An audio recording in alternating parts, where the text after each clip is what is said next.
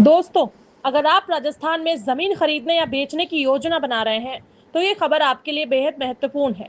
राज्य सरकार ने एक बड़ा फैसला लेते हुए रजिस्ट्री के बाद स्वतः नामांतरण ऑटो म्यूटेशन की व्यवस्था फिर से लागू कर दी है। यानी अब लोगों को नामांतरण के लिए महीनों तक सरकारी दफ्तरों के चक्कर नहीं लगाने पड़ेंगे। आखिर सरकार ने क्या बदलाव किया है और इसका आम लोगों को क्या फायदा होगा, आइए जानते हैं।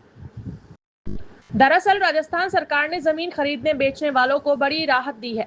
सरकार ने 27 मई 2025 को लागू किए गए उस नियम को वापस ले लिया है जिसके तहत रजिस्ट्री के बाद स्वतः नामांतरण की प्रक्रिया रोक दी गई थी। अब नए फैसले के अनुसार जैसे ही किसी जमीन की रजिस्ट्री पूरी होगी, उसी के साथ उसका नामांतरण भी स्वतः हो जाएगा। यानी खरीदार को अलग से नामांतरण के लिए आवेदन करने या राजस्व कार्यालयों के चक्कर लगाने की जरूरत नहीं पड़ेगी। सरकार का यह फैसला कृषि भूमि के साथ साथ अन्य प्रकार की जमीनों और पारिवारिक बंटवारे से जुड़े मामलों पर भी लागू होगा।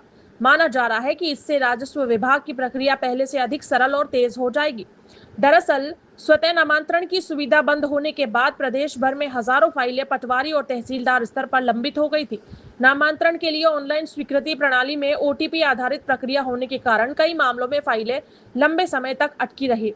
इससे आम लोगों को काफी परेशानी का सामना करना पड़ा और राजस्व विभाग को लगातार शिकायतें मिलती रही।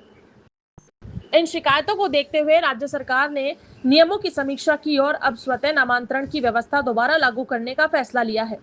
सरकार के इस निर्णय से सबसे अधिक लाभ उन लोगों को मिलेगा जिनकी जमीन की रजिस्ट्री तो हो चुकी है, लेकिन नामांतरण की प्रक्रिया अब तक लंबित थी।